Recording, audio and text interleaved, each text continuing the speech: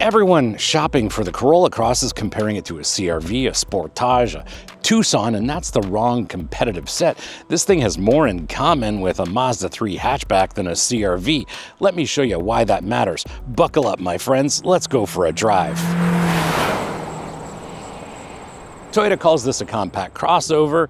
EPA calls it a small SUV. So depending on where you look, some spec sheets may be confused. It's 5.5 feet tall, it's got the ground clearance of a Subaru, and it's got a 2-liter hybrid system making almost 200 horsepower plus electronic all-wheel drive. So what is this exactly? Perhaps it's a Corolla hatchback that's hit puberty, grew a few inches, and started wearing Patagonia.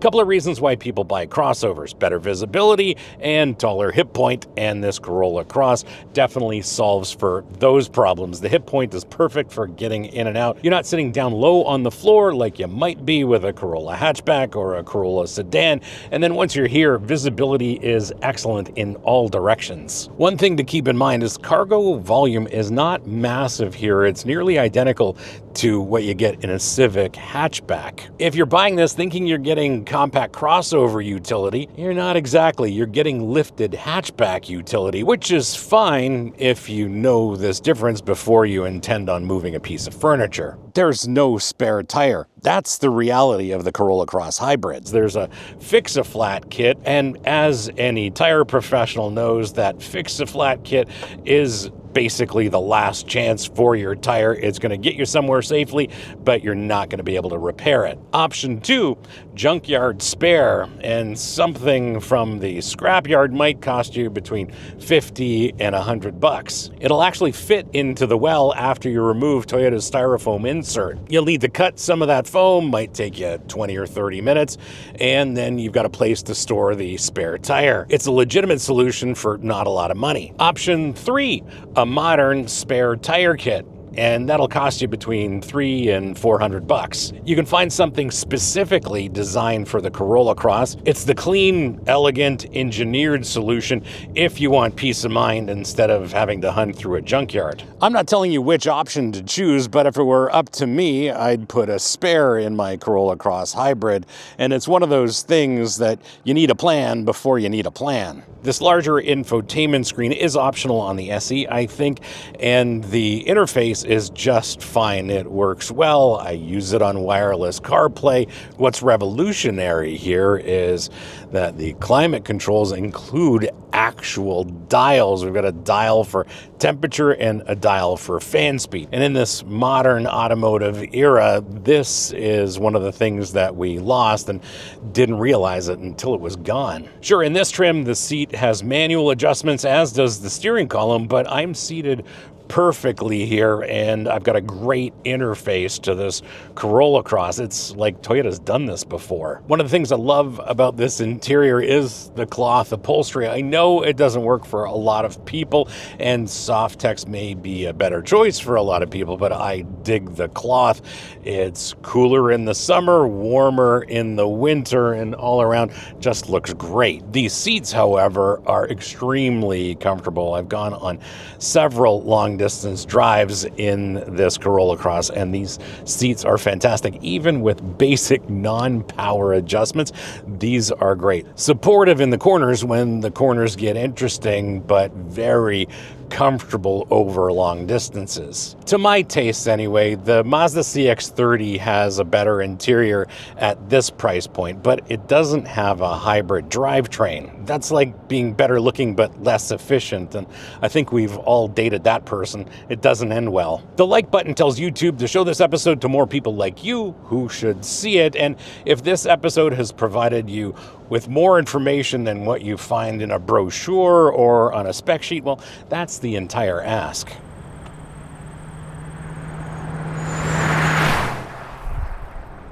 Dynamically, this is interesting because once you're here, you recognize a lot of this as a Corolla, and when, of course, you sit in here, you realize that you're seated much, much higher off the road than you would be in a Corolla sedan or a Corolla hatch. Still, the way it responds is great. Turn-in is sharp, brakes are fantastic, body and wheel control are decent as well. Now, this is not as stiffly suspended as the GR Corolla, for example, people, definitely favors comfort, as your passengers will probably appreciate. Body roll is well controlled, as is weight transfer. Now I'm about to analyze this brake pedal with the precision of someone who has mastered the brake pedal on their way to several racing championships. This has regenerative braking, so I'm basically useless.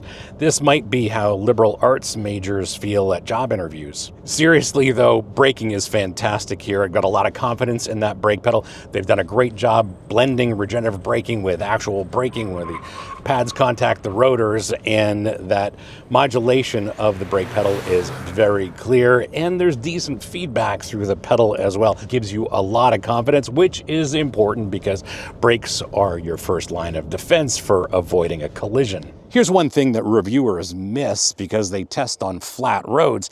This thing actually handles mountain roads much better than you would think. The thing about this hybrid system, it uses the torque and power of the electric motor to augment what the gasoline motor produces. And on steep grades, when you're climbing at 4,000-foot elevations loaded with cargo and passengers, the electric motors provide instant torque at low RPM. The gas engine doesn't have to scream to maintain speed. It stays in its efficiency range while the battery delivers the extra push. And when you crest that hill and start descending, well, the regenerative braking system recovers all of that energy.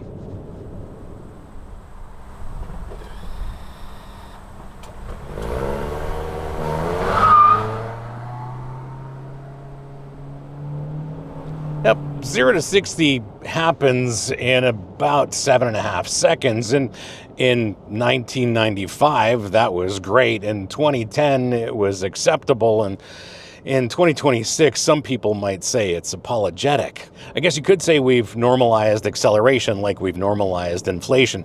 Everything feels fast and everything's more expensive today. Seriously though, 0 to 60 in 7.5 seconds is a bit misleading because we are talking about some electric motors that are a part of this equation, and they make this quicker in the real world because of the instant response of those electric motors. If you're new to hybrids, this entire drivetrain makes power in a way that might be confusing if you're just accustomed to gasoline engines. What you do need to appreciate is the immediate torque from the electric motor, and then the gas engine joins the party whenever it's necessary. And it does feel quicker than it actually is because that electric torque arrives instantly. Turbos lag, hybrids don't. Now, this CVT is programmed to mimic gears if you pull these shift paddles. This might be Toyota admitting that CVTs still feel a bit weird and some people still hate them.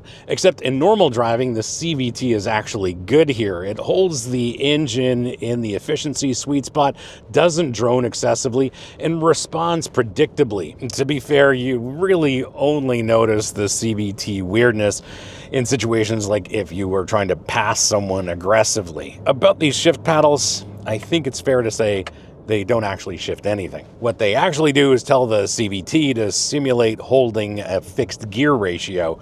It's the automotive equivalent of a placebo button, except placebos work through belief, and this actually works because CVTs are programmable. What's interesting about this all-wheel drive drivetrain is that there's an electric motor at the rear axle that operates independently from what's going on at the front, and that is legitimately clever for low grip situations.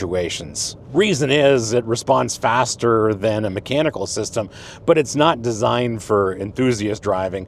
Push hard in a corner, ask for rotation, and the system just says no by cutting power. It's all-wheel drive for traction capability, not engaging dynamics. Fun fact, for clarity, this hybrid system doesn't need charging, ever. The hybrid system is legitimately efficient in moderate temperatures, but when it gets cold, that's a little different story. Winter weather drops fuel economy to 35 to 38 miles per gallon. Extreme cold, like 0 Fahrenheit or minus 40 C, pushes it even lower. And here's why.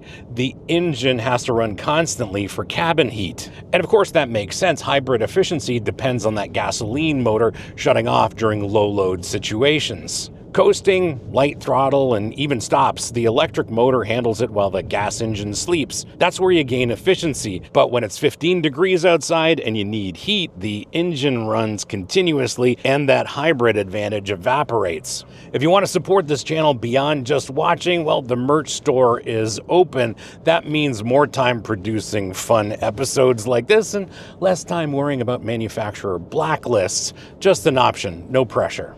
Let's talk about pricing, because in a lot of ways it's very honest, and in one way it might be a little manipulative. This SE at a little over $30,000 US includes everything essential. Then the XSE starts at $34,000. It adds soft tech seats, the bigger infotainment screen, power adjustments, heated rear seats, and some better sound deadening. Nice upgrades, not essential upgrades. But now you're only $5,000 away from a RAV4 hybrid. Then they want you to add the cold weather package, the moonroof, the premium audio. Suddenly you're at $37,000, which is RAV4 Sport territory. Larger vehicle, more refinement, similar capability. And then if you think about it, you just spent $7,000 upgrading a Corolla Cross just to get into RAV4 price territory. And perhaps that's the trap. The SE is aggressively priced to get you in the door. The XSE is strategically priced to make you question whether you should just buy the RAV4. Here's my advice. Buy the SE if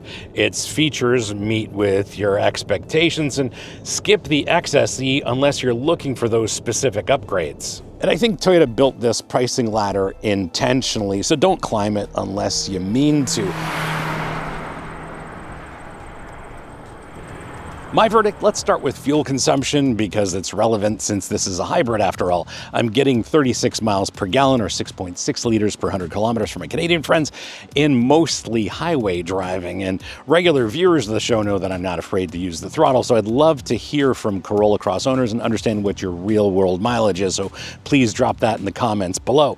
As for this Corolla Cross Hybrid, I think here's what Toyota actually built. They started with a regular Corolla, already a competent chassis. They raised it a couple of inches for a little bit of ground clearance and some visibility, better hit point. They added some body cladding for visual toughness. They kept the wheelbase right, short overhangs, and the weight reasonable. Then they dropped in a hybrid powertrain with all-wheel drive for all-year traction, especially in the winter. What you didn't get is a small crossover. It's more like a lifted hatchback that happens to look like a crossover, and that distinction changes everything. The problem is nobody test drives this thing the way you test drive a Mazda3 hatch. They compare it to vehicles it was never engineered to compete with, so they miss what it's actually good at. If you're shopping compact crossovers because you think that's what you need, test drive those. But if you want a practical, efficient, capable car that can handle winter and poor roads without giving up the dynamics of a good car, this is your shortlist. Toyota just didn't tell you what they built. And at this price point, it's one of the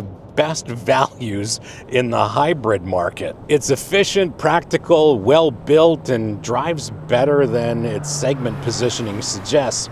It's not exciting, it's not prestigious, but if you need transportation that's reliable, capable, and affordable, this is the correct choice. Buy the SE, skip most of the options, drive it for 10 years. That's the move. Toyota already did the homework. And if you think about it from a certain perspective, this is one of those vehicles that's good for you. It's reliable, it's affordable, it's safe, does all the right things for you.